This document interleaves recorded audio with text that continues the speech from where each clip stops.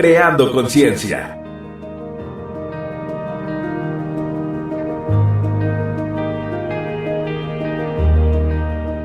Una serie radiofónica que tiene como hilo conductor la educación, la neurocognición y el aprendizaje.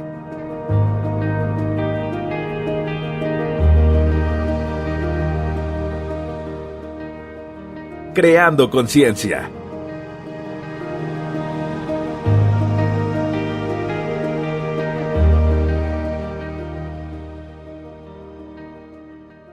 Hola, es un gusto poder saludarte. Bienvenidos y bienvenidas. Yo soy Itzi Dafne y estás en tu programa Creando Conciencia. El tema de hoy no solo es cuestión de estilos, la enseñanza agradable de las matemáticas. Para abordar el tema tenemos el agrado de recibir con nosotros al maestro Eric Solís Hernández, quien es egresado de la Escuela Normal Superior de México con la licenciatura en Educación Secundaria con especialidad en Matemáticas. Asimismo, es presidente de la Delegación Ciudad de México de la Asociación Nacional de Profesores de Matemáticas. Cuenta con 25 años de experiencia educativa. Ha obtenido 2 reconocimientos a nivel nacional en el 5º y 8º Concurso Nacional de Experiencias Exitosas de Integración Educativa de la SEP por experiencias de trabajo con alumnos sordos. Forma parte de un trío de matemáticos que se hace llamar Vagabundos Educativos. El tema de hoy no solo es cuestión de estilos, la enseñanza agradable de la matemática. Para ello tenemos el honor de recibir con nosotros al maestro Eric Solís Hernández. Bienvenido, maestro, a este programa. Muchas gracias, maestra Dafne. Muchas gracias a todos los que nos van a escuchar y esperemos que esta charla sea de su agrado y sobre todo que puedan llevarlo a cabo con sus niños y con los profesores que nos escuchan. Para dar inicio a la entrevista, es importante saber que las matemáticas es una materia que ha causado en muchos niños algún temor o algunos el gusto por la matemática. Queremos que nos comparta un poquito, maestro, de su experiencia que ha tenido como profesor en matemáticas. Bueno, pues tengo 25 años de servicio. Yo en algún momento de mi vida decía que fui profesor, de repente asesor técnico, directivo, pero la realidad es que todo mi tiempo he sido profesor de matemáticas. Siempre he estado al pendiente de mis alumnos, apoyando a los profesores. Por lo tanto, te diría que tengo 25 años en este show didáctico de la matemática. ¿Cómo percibes la enseñanza de las matemáticas en las escuelas? Por eso a mí me encanta Howard Gardner, porque él maneja una interdisciplinariedad y es algo que no nos gusta aquí en México, desde mi punto de vista, y sin ser ofensivo con los compañeros, que no es la idea, pero nos falta mucha cultura. Es decir, un maestro no da una clase interdisciplinaria que involucre la matemática con la música, la matemática con la geografía, la matemática con la física, no porque no quiera, es que no puede, es que no nos educaron de esa manera. Imagínate tú en una primaria donde llegues y hay un laboratorio, pero es un laboratorio de ciencias, no un laboratorio de matemáticas. Eso también es como una parte de mercadotecnia. Las escuelas deberían tener un laboratorio de ciencias. Y entonces tú como profesor tener las herramientas interdisciplinarias para, por ejemplo, si vas a hablar de una espiral, bueno, entonces lo junto a lo mejor con geografía, porque cómo se conforma un huracán, tiene que tener un modelo matemático, ¿no? O cómo se reproducen los bichitos, ahorita que está de moda el COVID, ¿no? Tiene un modelo matemático, pero desafortunadamente, y lo digo con mucho respeto, pero nos hace falta mucha cultura matemática, porque el maestro no lee, le cuesta trabajo leer. Es lo que nos han pedido, ¿no? La transversalidad. Así es, transversalidad e interdisciplinariedad. Y eso es algo que el maestro de México le cuesta mucho trabajo aterrizar. Ojo, no quiero generalizar, pero nos cuesta mucho trabajo verlo. Por eso cuando hablamos de educación básica y en matemáticas, de repente dicen, ¿y por qué uno de secundaria tendría que estar dando un taller de matemáticas en preescolar? Bueno, pues porque somos educación básica, es decir, no hemos entendido el concepto. Igual la de preescolar nos puede dar tips a los de secundaria. O sea, la leyenda urbana me dice que una de preescolar no me puede dar clases a los de secundaria, que somos los especialistas. Eso es una rotunda mentira. Y eso es lo que busca la asociación, que todos participemos. Y no se diga de educación especial, porque educación especial te van a decir, no, eso es una parte, esos temas no se tocan. No, aquí en la asociación y un servidor ha buscado que sea un trabajo interdisciplinario y también con un enfoque inclusivo. Y además de que fuimos nosotros, digo, finalmente yo fui, y creo que tú también, fuiste de una generación que nos tocó la escuela tradicional. Digo, y tampoco quiere decir que sea mala. Cuando nos dicen, vamos a cambiar todo. No, espérate, o sea, tan funcionó que estamos tú y yo ahorita teniendo una plática, tan funcionó que tú tienes una carrera, yo tengo una carrera. Entonces creo que hay que tomar cosas buenas, pero tampoco hay que repetir los modelos. Y en este caso, el modelo tradicional era el que aprendió, aprendió, el que pudo, pudo. Y yo creo que hay que cambiar esa dinámica. Creo que desde ahí nosotros estamos programados por la situación contextual a que la matemática es rígida, y creo que no. Sin meterme en cuestiones políticas educativas, en los mismos planes y programas lo han mencionado toda la vida.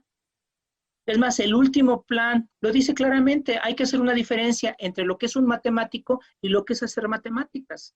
Y nos cuesta trabajo lo que yo te comentaba, Dafne, hace rato. Yo no quiero tener ingenieros, arquitectos, pero tampoco tengo que pensar que no se les dé lo necesario para que ellos tomen una decisión. Creo que ese es el punto y lo que buscamos en la asociación. Hacer la matemática entendible, sencilla, pero también funcional. Y no va dirigido por un especialista de investigación, sino va dirigido a un profesor que necesita saber cómo enseñar de otra forma, multiplicar, dividir, fracciones, la relación entre la música, entre la matemática, entre la geografía, y no de una manera un poco más de investigación, no porque está claro, pero creo que para eso hay otros niveles. La asociación y lo que yo te estoy charlando va dirigido a un profe de primaria, un profe de preescolar, un profe de secundaria. O sea, nosotros no queremos dar un resultado de una investigación, lo que queremos es que lo puedan utilizar con los chavos. Imagínate, Dafne, si tú vas y tomas una clase de matemáticas donde te explican la relación con la música, ¿no?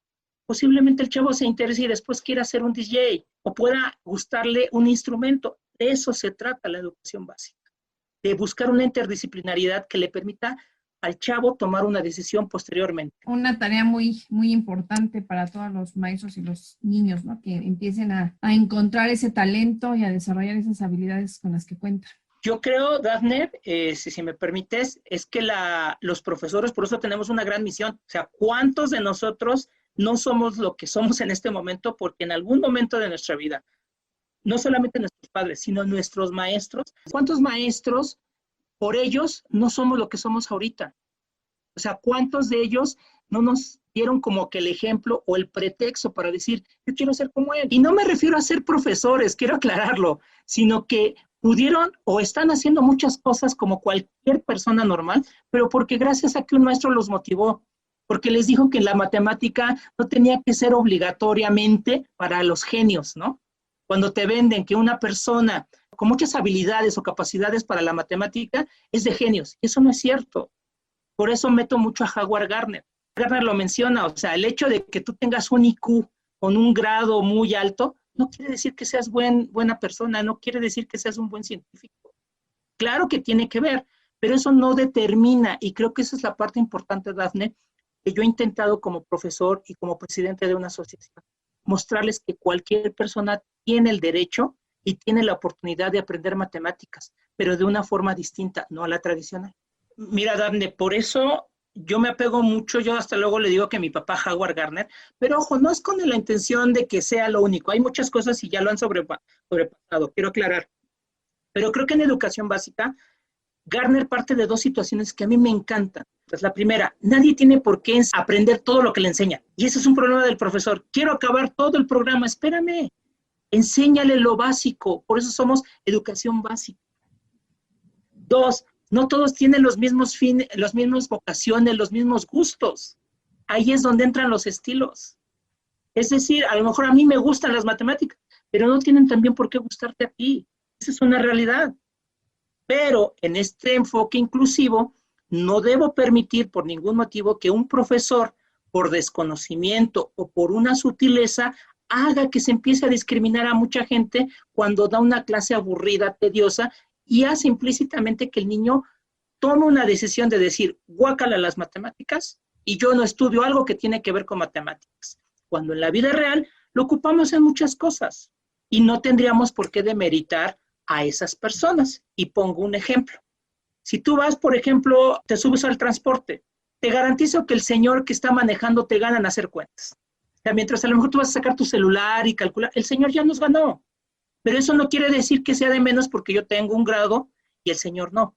Es decir, esa es la matemática que nosotros debemos promocionar, debemos motivar a los niños. Tú sé lo que tengas que ser, utiliza tu matemática para sobrevivir y resolver tus problemas, pero no para etiquetar y decir que eres un genio porque sabes muchas matemáticas.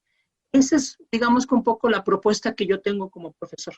Enseñar de una manera agradable, y el que le quiera entrar más adelante, qué bueno.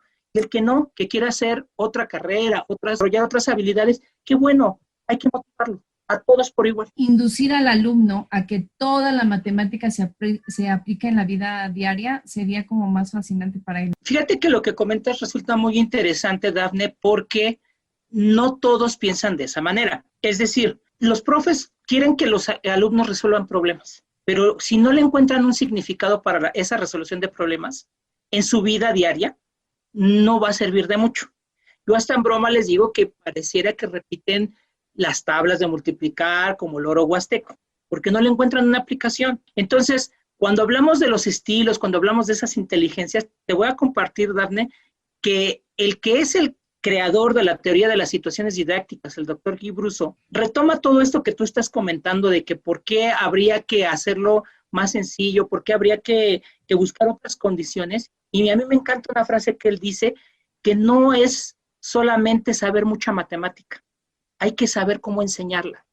Y eso aplica en un maestro de educación básica. No me interesa que tengas un doctorado en matemáticas si no sabes cómo transmitirla, si no sabes cómo enseñarla. Y eso es lo que buscamos en la asociación, que un profesor como tú, como yo, como cualquiera, que quiera compartir una estrategia que haga más fácil la matemática, bienvenida, bienvenido. Sabemos que hay protocolos en otros niveles, pero esa no es la idea de la asociación en este momento aquí en la Ciudad de México. La idea es que podamos encontrar gente que quiera compartir para hacer más fácil la enseñanza de la matemática. Y partiendo de lo que dijo Brousseau, no me interesa que sepas mucho, me interesa que sepas cómo enseñar. Y ahí entra la didáctica. Vemos ahora que muchos maestros, no tienen como la formación para estar impartiendo clases, ¿no? Desconocen cómo. Y aunado a que las materias que tienen que darlas, pues requiere de una capacitación, de una didáctica, como lo comenta. Entonces, bueno, pues qué bueno que abramos este espacio para los maestros que necesitan esa orientación y de igual manera a los padres de familia, porque todo lo que el niño sus contextos donde él se va desarrollando, pues eso va a determinar también para que se le facilite el aprendizaje. Y si los papás también tienen esa idea errónea de que tienen que asimilar los contenidos o si no vemos que el niño está desarrollando esas habilidades, lo tachamos de que pues no sabe, que es un ignorante, etcétera, ¿no? Empezamos con las etiquetas. Entonces también es algo que emocionalmente, intelectualmente vamos afectando al alumno. Pero simplemente que sensibilices a un padre de familia que la matemática no tiene por qué ser tan aburrida y tan tediosa y que muchos de los conocimientos que ellos tienen van a servir si se les dice cómo o se les guía cómo. Y eso fue algo muy bonito que se logró en la primaria Pablo Picasso. Lamentablemente por la contingencia sanitaria ya no se dio un seguimiento, pero sí tuvimos la oportunidad de charlar tanto con los profesores como con los padres de familia y se estaba haciendo un clic muy bonito. Y eso es lo que tú comentas, por eso quise compartirlo, porque creo que es importante no olvidar al padre de familia, y más en estos momentos, que ellos ahora son los que tienen que estar apoyando al niño. Pero seamos honestos, ¿cuántos de ellos dejaron de estudiar y perdón, por culpa del maestro de matemáticas? Insisto, con la asociación se busca compartir a esos profes, oye, profe, nadie dice que tu clase esté mal, ¿eh? No somos quien para decirte o determinar, pero ¿qué te parece si te compartimos una estrategia? ¿Qué te parece si a través de un juego? ¿Qué te parece si a través hasta de un disfraz? Todo eso conlleva a tener un cambio de visión y de perspectiva de cómo enseñamos la matemática en estos momentos. Y también que el maestro esté dispuesto a salir de esa zona de confort, ¿no? Porque a veces el que esté dispuesto a emplear nuevas estrategias también requiere esfuerzo, también requiere nuevas ideas para poder llegar al alumno. O sea, que romper con esos esquemas tal vez tradicionales que está acostumbrado y que le cuesta trabajo también abrirse a esas nuevas posibilidades. Maestro, ¿a qué se refiere con los estilos de aprendizaje? Bueno, mi estimada Dafne, podríamos dar muchos significados, pero voy a tratar de dar uno que un papá, que cualquier persona lo pueda entender y comprender. Es la forma en cómo podemos seleccionar y procesar la información.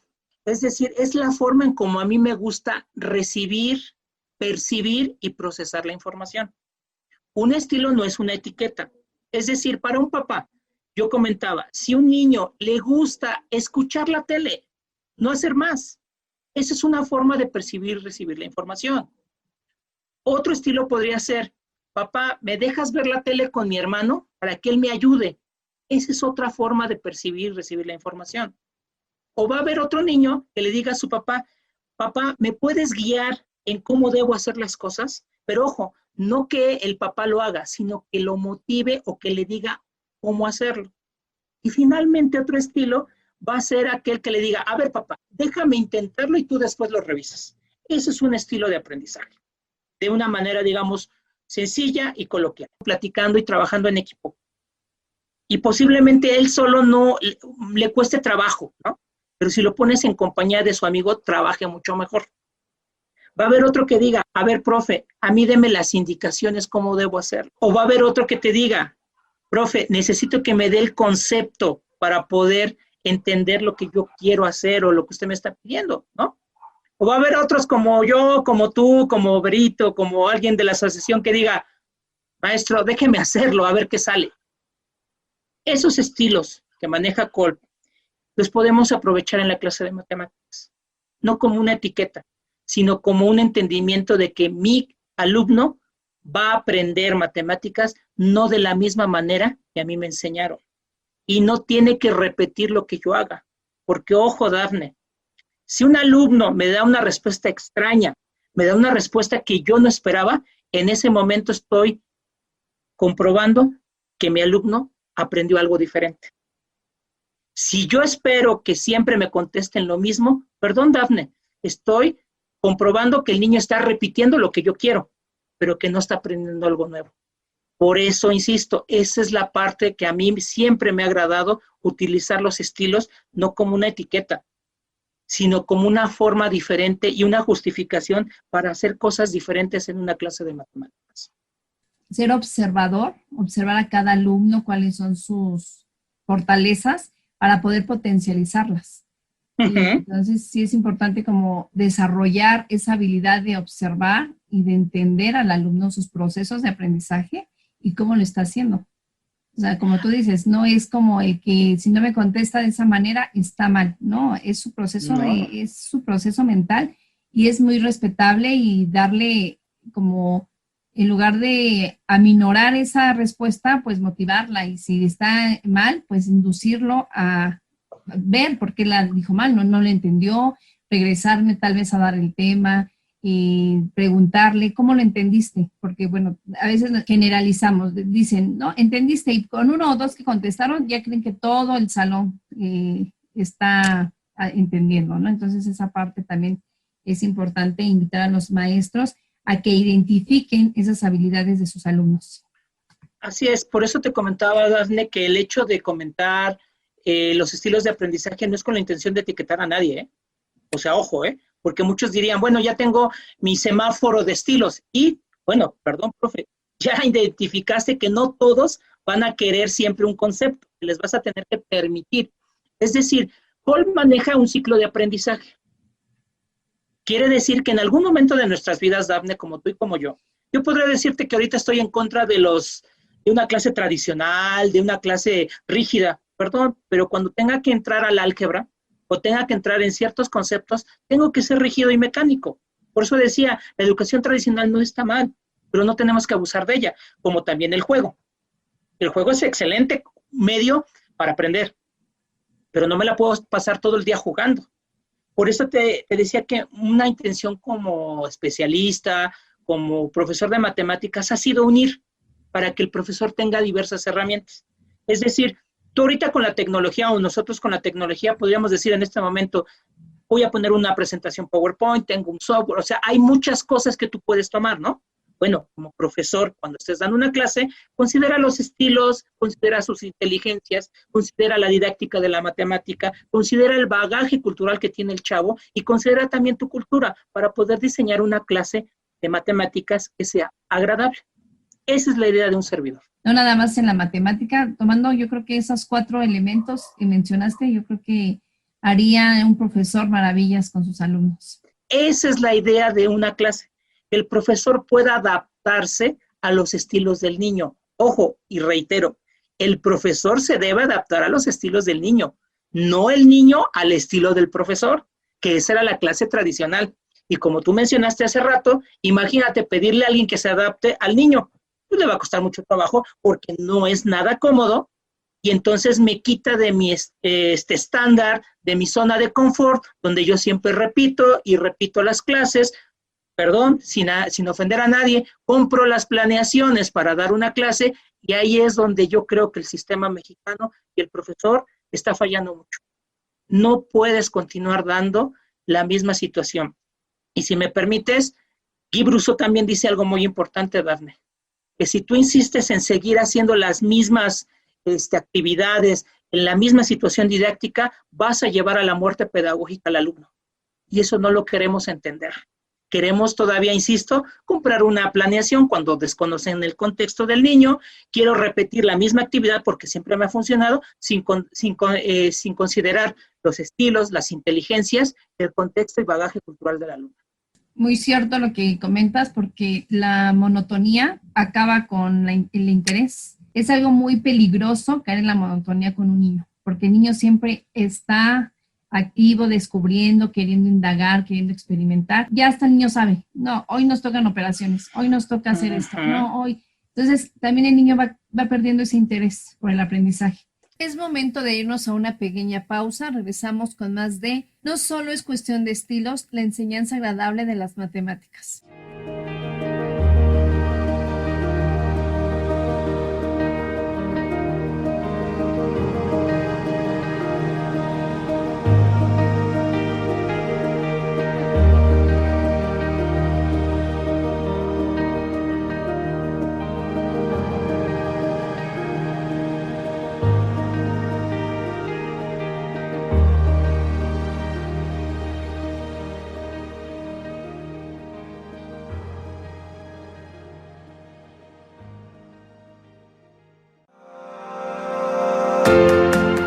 Conoce la magia de los museos de México Legendario. Acompaña a Marlene Logo todos los jueves a las 16 horas, horario de la Ciudad de México. Museos de México Legendario. Es una serie radiofónica en la que aprenderás el valor de vivir la experiencia de conocer los museos y la labor por resguardar parte del legado de la humanidad. Podrás reencontrarte con el pasado, vivir el presente y proyectar el futuro. México Legendario, la puerta a la cultura.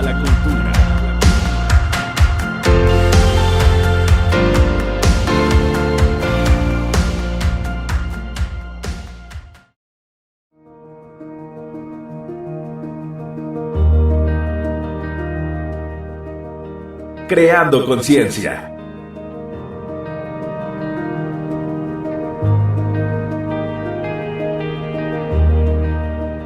Una serie radiofónica que tiene como hilo conductor la educación, la neurocognición y el aprendizaje.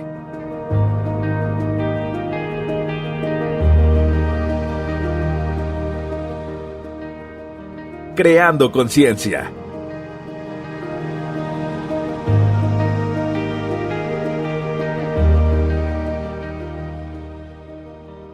Regresamos con el maestro Eric Solís Hernández. Aquí me gustaría que nos compartieras algunos tips para los papás que ahorita que están compartiendo los aprendizajes con sus hijos. ¿Cómo podemos orientar al padre a que esas tareas sean más atractivas? Bueno, mi primera sugerencia sería que no pierdan de vista que el niño siempre va a tener una capacidad de asombro. Es decir, el niño siempre va a preguntar. Es preguntón por naturaleza.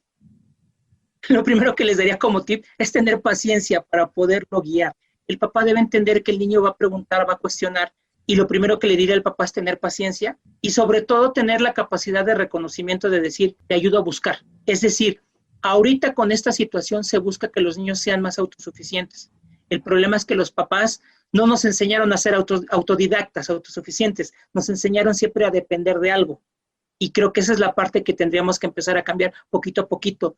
Tendríamos que buscar, los que tienen la posibilidad, Dafne, porque no todos tienen la posibilidad de buscar en Internet ciertas referencias, pero también tendríamos que discriminar ese tipo de referencias. Otra, sus matemáticas de los papás de antes es muy buena matemática. El problema fue el método que le dieron, a base de borradorazos, a base de gises, a base de gritos, y creo que otra recomendación sería a los papás considerar que ellos no tienen por qué repetir ese modelo y tener muy consciente que si están en este momento con un niño y están haciendo una actividad, como lo mencioné al principio de la entrevista, es porque fueron buenos en matemáticas, porque están sobreviviendo en un sistema, desde ir a comprar, desde subirse a un microbús, etcétera. Por lo tanto, el tip que yo les daría a los padres es, enséñale como a ti te hubiesen querido que te enseñaran. No repitas el guamazo, no repitas el grito, no repitas la desesperación. Eso hará que tu niño tenga posibilidades muy amplias para aprender matemáticas. Y un tercero, si me lo permites, que creo que ellos también tendrían que ser un poquito humildes en estar al lado del muchacho y ver qué es lo que está aprendiendo él. Creo que un acompañamiento no quiere decir que estén con ellos enseñándoles, sino más bien un acompañamiento de estar con ellos y decir, ahora entiendo por qué el maestro hace eso, ahora entiendo por qué la televisión está pidiendo tal cosa, y ellos tienen más bagaje cultural y lo van a poder entender de otra manera. Es decir, si a ellos les conviene enseñarlo a su forma como fueron enseñados, no hay problema, pero también tendrían que intentarlo aprender con él. ¿Y a qué voy con este tip? Que ellos pregunten a los niños qué entendieron. En el momento en que el papá le diga al chavo, a ver, ¿qué te gustó de la clase o de lo que viste en la tele?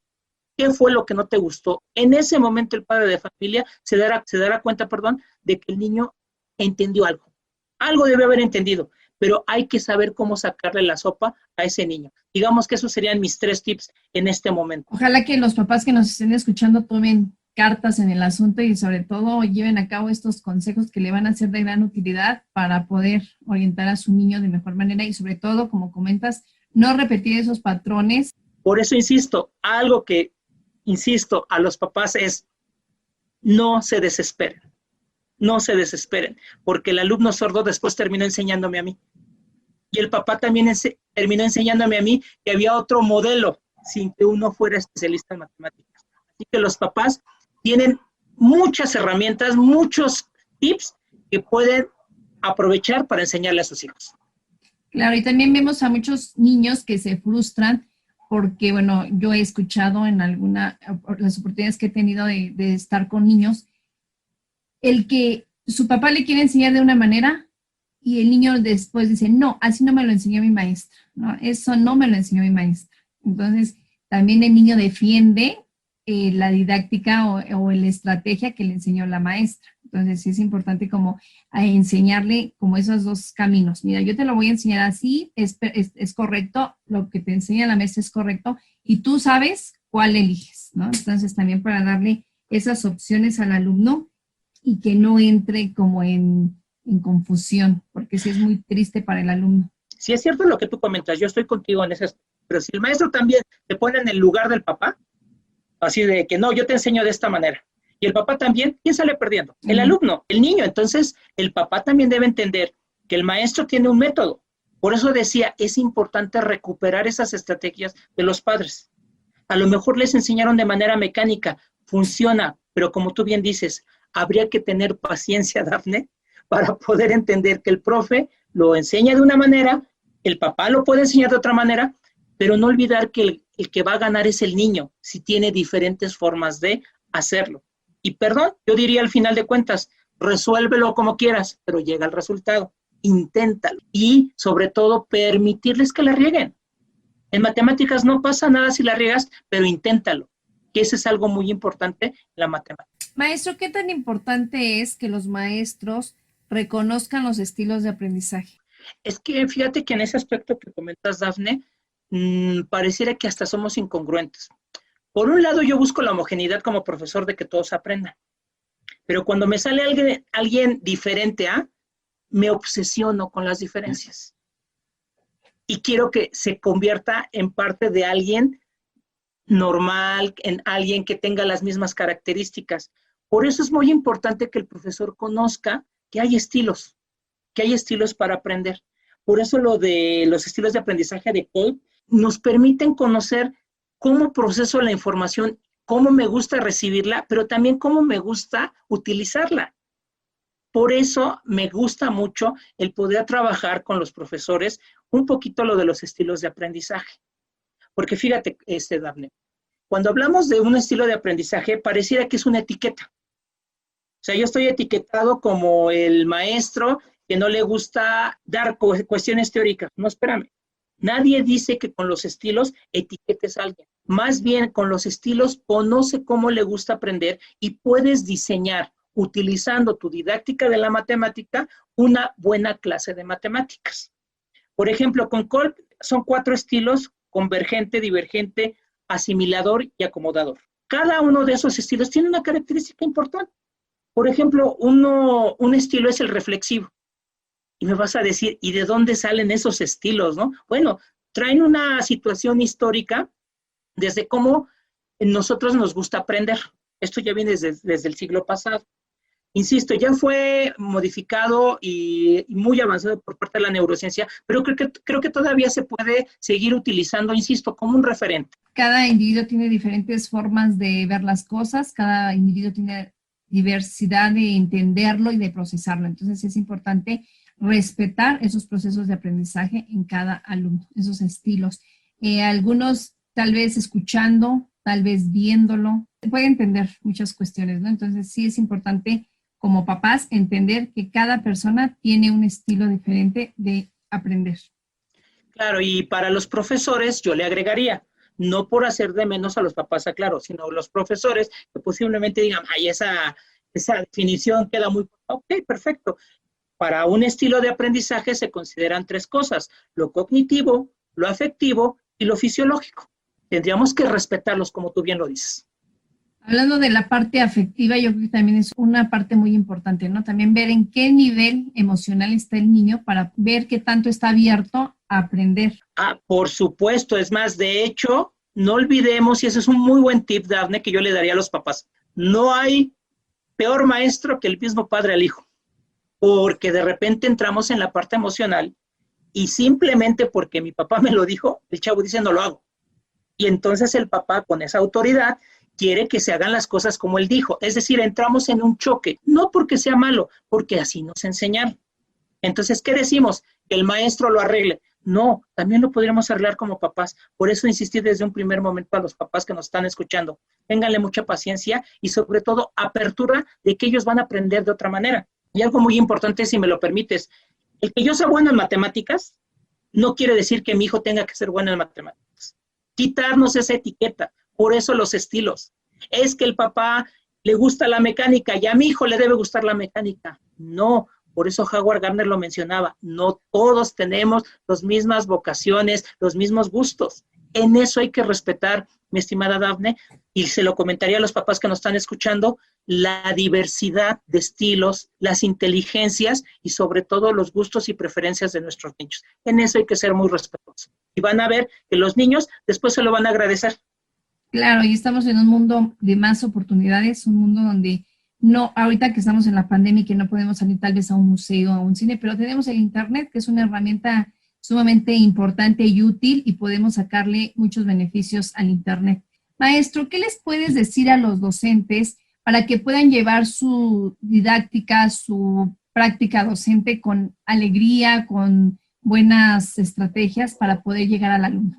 Yo creo que como docentes ya tendríamos que considerar que tenemos otra perspectiva y otro bagaje cultural. Primero que nada, decirles a los profes que hay que conocer bien nuestro enfoque de la asignatura. Eso es lo primordial. Yo no puedo compartir estrategias, estimada Dafne, yo no puedo compartir ideas, material, si no conozco bien mi enfoque didáctico. Una vez que yo conozco mi enfoque didáctico, entonces yo ya puedo tener algunas estrategias. La intención de compartir las ideas de Howard Gardner, de Kolb, de Guy Brousseau, es para sensibilizar a los docentes que ya no es una escuela tradicional en donde yo solamente explico lo que tengo que hacer. Por eso, yo les recomendaría las recomendaciones que hace Guy Brousseau con respecto a la didáctica de la matemática. Y Guy Brousseau en ese aspecto nos pide que seamos como un director de cine, como alguien que diseña algo para poder enseñar las matemáticas. ¿Qué quiere decir? Que yo, cada vez que doy una clase, tengo que ver qué variables son las que no me están permitiendo que el alumno aprenda. Materiales didácticos, teorías, software, sí sirven, pero insisto, si tú no conoces el enfoque de la matemática, si tú no eres consciente de que el que diseña la situación didáctica es el profesor, entonces, como te dije hace un momento, se va a llevar a la muerte pedagógica al alumno. Por eso Guy Brousseau nos dice, primero engancha al alumno con algo, con un juego, con una anécdota, con una historia de las matemáticas. Yo soy muy dado a trabajar la historia de la matemática para poder recuperar y enganchar al alumno. Una vez que ya lo enganchaste, déjalo que él formule sus posibles respuestas. Déjalo que él te pregunte, que cuestione, no importa que esté mal. Y después, ya entonces le permites que él pueda estar validando lo que él te dijo. Esas preguntas, Dafne, que a veces nos decían, bueno, ¿y por qué pusiste ese garabato? ¿Y por qué pusiste tal situación? Para que al finalmente, Dafne, tú como profesor especialista, entonces ya institucionalices o des los conceptos de cómo se deben resolver las cosas. En esos 4 pasos, creo que sería como que el tip a los profesores. Repito, engánchalo, permítele que formule, después permítele que comunique y que valide lo que él está diciendo, para que al final tú le indiques o le des sugerencias de cómo se debe haber resuelto el problema. Yo creo que ese sería, desde mi punto de vista como especialista, una recomendación a los profesores. Conocer su enfoque y utilizar la didáctica de la matemática. Y yo le agregaría en este bagaje cultural y de comunidad académica entre profesores, que permítanos a los alumnos también tener otro tipo de lecturas, Dafne. En nuestro tiempo no había lecturas recreativas. Ahorita tenemos los libros del rincón, tenemos muchas opciones para motivar a los niños a que lean y enriquezcamos las clases. Hay un libro que se llama El Diablo de los Números, por ejemplo, para primaria. Lo pueden leer y es para niños, o sea, no pasa nada y el profesor puede enriquecer. En secundaria yo recomiendo mucho El Teorema del Oro, que es una novela para aprender matemáticas. En preescolar hay un cuentito que se llama La recta y el punto, un enamoramiento matemático. O sea, tenemos ya muchas opciones, como tú bien lo comentaste hace rato, para poder enriquecer nuestras clases. No solamente sería el que yo dé una clase, sino también tendría que decirle al niño, lee estos libros, estos tópicos, para poder enriquecer nuestra cultura como profesores y como alumnos. Claro, y sí entendemos que la mayor responsabilidad recae en el maestro, y también que se dé a la tarea de investigar todos esos recursos que hay, con los que cuenta, y pues no nada más basarse en el libro de texto o en la guía que tiene, ¿no? Sino buscar más estrategias, buscar más los mecanismos que lo lleven a hacer sus clases dinámicas. Y fíjate que dentro de la Asociación Nacional de Profesores de Matemáticas, Delegación Ciudad de México, siempre hemos buscado que el profesor de primaria, que la profesora de preescolar, el de secundaria, tenga herramientas diferentes para dar una clase. Pero además siempre le hacemos ver que en ningún momento de los planes y programas de estudio dice que limitemos al alumno. En ningún momento. Es decir, Dafne, si yo puedo enriquecer mi clase con otras cosas, háganlo. En ningún momento hay un limitante. Y eso es algo que los profes de repente no quieren entender. Y como tú bien dices, se quieren cuadrar con el libro de texto o con una planeación didáctica comprada. En el momento que el profesor entienda el enfoque, por eso lo comentaba desde un principio, y que el libro de texto es una herramienta que me ayuda y que la planeación es fundamental, pero yo la tengo que diseñar, no la puedo comprar. En ese momento, los planes y programas de estudio funcionarán de maravilla, sin meterme en cuestiones políticas. ¿Por qué? Porque este plan y programas de estudio, desde 1993, me permite enriquecer como profesor mis clases de matemáticas. No me limita, me da un referente, pero no me limita a darle más al alumno. Yo no he encontrado, y perdón si alguien me lo puede enviar o decir, yo no he encontrado que diga, solamente tiene que ver esto el alumno. Al contrario, te dice, de ahí despierta el interés a través de juegos y a través de muchas otras situaciones. Claro, es una invitación a los maestros para que busquen nuevas formas de atraer la atención a sus alumnos, el poder descubrir juntos un mundo maravilloso de las matemáticas. Sabemos que por tradición, tenemos esa mala imagen de las matemáticas, ¿no? Siempre decimos, ay, matemáticas, pero de uno depende que las matemáticas sean agradables, de uno depende que las matemáticas lo disfruten. Qué mejor que como maestro entren en esa reflexión y decir, ¿qué le falta a mi alumno? ¿Por qué no llego al alumno? ¿Por qué no he logrado que le gusten las matemáticas, ¿no? Y cualquier asignatura, hablando de cualquier asignatura, bueno, pues sí es importante que el maestro tome esa conciencia y diga, ¿qué me falta? ¿Qué me falta en mi práctica docente para poder agradar al alumno? Y si me permites, Dafne, comentarles que hay muchos autores mexicanos, hay muchas estrategias que nos permiten hacer más agradable la matemática como una manera de motivar y de enganchar a los alumnos. De manera muy breve les puedo decir que el compositor mexicano Julián Carrillo, descubridor del sonido 13, tenía un modelo pedagógico que utilizaba las matemáticas y los números para enseñar música. Y dentro de la asociación hemos dado algunos ejemplos, cómo niños de preescolar han podido lograr interpretar una melodía muy sencilla utilizando el modelo Julián Carrillo. Y el ejemplo mejor así para poder animar a los profesores, lo comento, es que pudimos hacer que un alumno sordo interpretara una melodía utilizando esta metodología de Julián Carrillo. Por eso, invito a los profesores a que lo intenten. En ese momento a un servidor le dijeron, está loco, ¿cómo va a ser que toque un sordo, un alumno sordo, un teclado y una melodía, las mañanitas para ser más exacto? Pero lo logramos. Y entonces, esa es la parte interesante que podemos compartirle a los compañeros que nos están escuchando. Intenten, no se limiten, hay que intentarlo, siempre en beneficio de nuestros alumnos. También para los papitos que estén interesados, también que le den una revisadita a este autor que también trae cosas positivas y bueno, pueda cambiar también nuestro panorama de enseñar ciertos contenidos, ¿no? Así es. Pues gracias, maestro. Fue muy enriquecedor su charla. Se nos está terminando el tiempo, pero bueno, ojalá que pueda seguir compartiéndonos todos sus conocimientos en algún otro programa. Sabemos que podemos llevarnos muchas horas aquí platicando de la matemática y cómo emplearla en nuestra vida diaria y hacer de una manera agradable. ¿Algo que nos quiera comentar para finalizar este bloque, maestro? Pues a los papás que nos están escuchando, que permitan, como hicieron los papás de Carl Sagan, denle las herramientas necesarias, motiven a sus niños, aunque no tengamos tal vez las condiciones que pensemos debieran ser las óptimas, pero siempre los niños nos van a sacar una situación maravillosa que es la creatividad, su capacidad de comprender, ¿no? De sorpresa. Nunca, decía Carl Sagan, nunca hay preguntas tontas. Siempre hay que aprovecharlas. Y a los profesores, intentarlo. No hay más. Hay que intentarlo y siempre pensando, insisto, en el beneficio de los alumnos y una cordial invitación, no solamente a los maestros, también a los padres de familia, si gustan visitarnos en nuestra página de Facebook, que es la Asociación Nacional de Profesores de Matemáticas Ciudad de México. Y ahí podrán encontrar algunos tips, algunas charlas, y no me queda más que agradecerte, maestra Dafne, tu invitación, y ojalá que los que nos estén escuchando puedan seguir esos tips y que hagamos reflexionar a muchos de nuestros compañeros y padres de familia. Pues muchas gracias, maestro.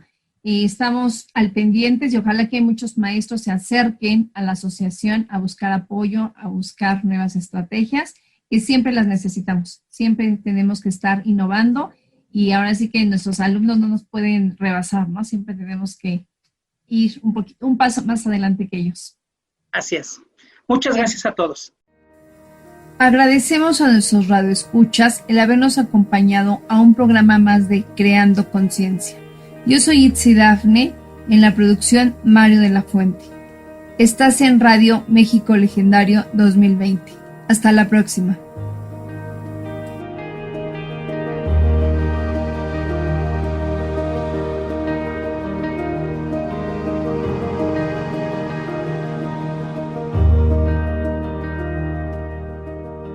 Creando Conciencia.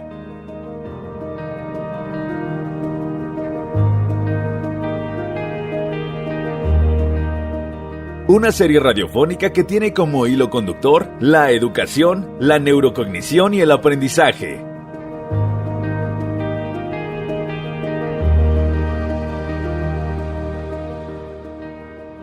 Creando Conciencia.